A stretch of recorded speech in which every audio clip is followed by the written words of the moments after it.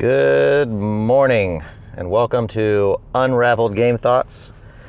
Thanks for joining me on the road today as I'm headed down to day 2 of BGG Con. I won't be doing any more days after this. I got basically a opportunity to volunteer at a booth and wanted to just get to go to BGG. First time at a game conference, so very exciting. I went yesterday and got to play Furnace. I apologize, I cannot remember the creator of Furnace. I was standing in line and another couple, thank you, Corey and Jennifer, for having this game available, and we broke it out and they were learning the game as I was learning the game while we played. I knew it was a fairly short game, really fun engine builder. I will probably be adding that at some point because I really think that's a game that my family could get into and enjoy, particularly Becky. I don't know about the kids, but I do think Becky would enjoy it because it's a pretty satisfying engine builder and very well designed, I would argue, given how short the game is. So that was fun.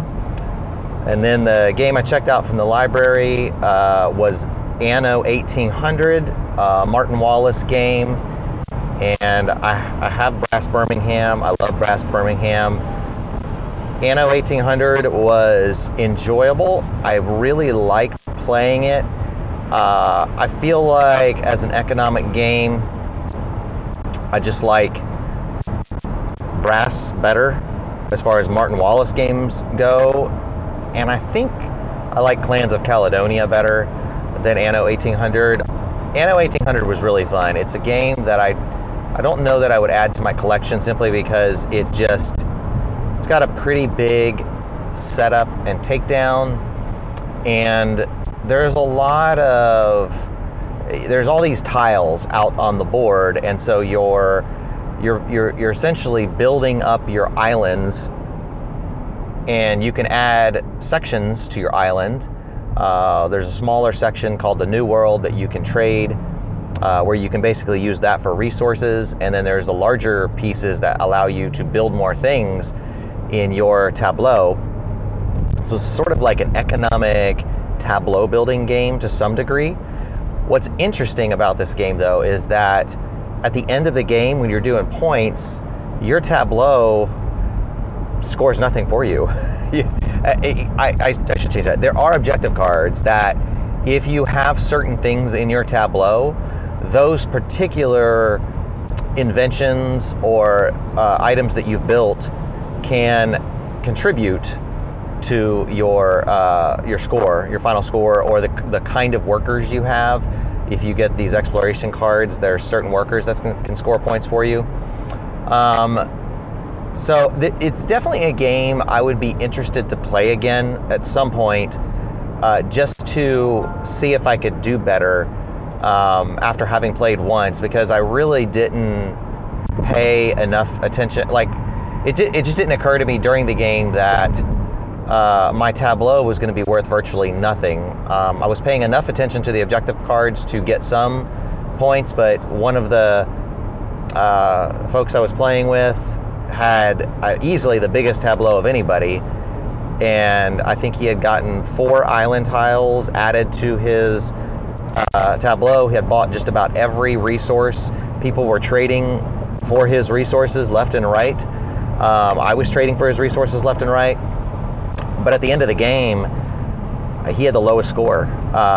It was the other two of us, one of the guys playing, Dean, he won with like 180, I think it was like 182 points. And then I came in second with like 177.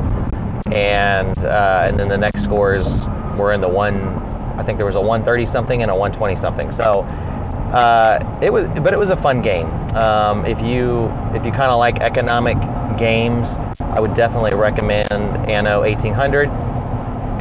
A few other games I have played that I haven't played at the conference, but I've been playing on Board Game Atlas, Board Game Arena. Sorry, Board Game Atlas is just a good website to go to. Board Game Arena is where I played the games, and I apologize if the background noise of traffic and whatnot is overwhelming. Hopefully it's not, but we'll see. It was so the games I'm playing on Board Game Arena, Teotihuacan. Ooh, probably playing like 2 or 3 games of that right now. Really like Teotihuacan. That is a super enjoyable game. Big surprise to me beginning about, I don't know, I think I first bought it maybe a year, it might be a year ago now, but just one of my favorite games. Just such a great, nice little, I feel like a fairly tight game. I still haven't mastered it yet. Still trying to figure out how in the world I'm actually. I don't know. I don't necessarily go into every game with a strategy. Sometimes I just look at how the board is going to be, and which of these technologies am I going to be able to get and capitalize on during the game, and then move forward from there. I used to think it was how high up can I get on the temples, but I won a game with 196 points the other day, and barely, I don't think I got to the top of a temple. I barely moved up the temple. I might have gotten to the top of one, but barely moved up the other 2. And so it just sort of varies from game to game, what I feel like my strategy ends up being, which I like that. I like that about the game. It doesn't seem to, it adds a lot of variability, and when you mix up those tiles and you have just different layout of tiles each game, it's just fascinating. Just missed my my turn off into the fast lane here. I'll have to get the next one. So that's a really good one. Another game that's been very surprising to me, New Frontiers. I heard that it was like a newer version of Puerto Rico. I like Puerto Rico. Again, Puerto Rican's owned by a friend of mine. It's not a game that I feel compelled to add to my collection, but I would consider it if I found a good deal. However, having played New Frontiers, which is my understanding, and I have not played Race for the Galaxy, so please no terribly negative comments for that. I know that's a game that's very popular, but I've not played it. Maybe I played it once on Board Game Atlas. I can't remember. It didn't strike me as it's not the kind of game that I would normally play. But New Frontiers is in the Race for the Galaxy universe, as I understand it, but it is like Puerto Rico. It's like the same game, except in that universe with a few fixes, and it feels like there are some places in Puerto Rico that feel kind of, you can really kind of nerf another player, just by the way you choose actions, and that's a kind of a weakness of the game, although some people might like that game style anyway, a little more gotcha added to the game. New Frontiers still has enough, I think, where you could basically steal things from other players to keep them from maximizing points, but not steal it from their tableau, but like you could take it off the board before they could get it. But in general, it seems very satisfying as far as gameplay goes, and there's a little more luck in it than I typically like. Just when you're exploring, you're drawing random tiles from the bag and you choose from those, so there's a little bit of a luck element where somebody might get a tile, or you might get a tile that particularly benefits you, or you might get a draw where there's no tiles that benefit you. So it's not like perfect in that sense, but it's very good. I do enjoy the mechanics of the game, and it is a game that I probably will consider adding at some point, because I can see that coming out, and it's just I don't think it will take long to play in an environment where everybody knows how to play. I could see it being done in about an hour slightly more maybe. And I'm guessing, whereas Furnace, I could see that being played in 45 minutes or less. Like Furnace is super quick. The quicker people go, the faster that game can be. That's a super fast game for what it does, I think. But yeah, so that's a good one. Let me think. Am I playing anything else on Board Game Atlas that's pretty interesting? I'm playing a game of Clans of Caledonia, which is a very good game. I like it on Board Game Atlas.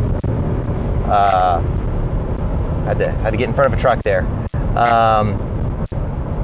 And I have Clans of Caledonia. It's a fantastic game. Having played it now probably about 5 or 6 times on Board Game Arena, I enjoy. I feel like I've started to get better at how to unlock some of the money generating things in the game and better use the factions in the game. Definitely not great, but getting better. So yeah, that is most of the games that I think I'm exploring right now. So thanks for watching. If you joined me on the drive this morning, and I will hopefully get to lock down a few other games today if I get a chance. I'm hoping to play Messina 1347, and I'll be demoing what is it called? Masters of the Night, I think, from Ares Games. And like you're collectively, it's a cooperative game where you play as a family of vampires that woke up in the city and have to survive and ultimately do a blood moon curse or ritual, blood moon ritual on the city to make it a city that you can feed off of for years to come. Kind of dark, yeah. Definitely not in the typical vein of games that I play, but it sounds interesting, so I'm curious. I've never played it before. I've just read the rules.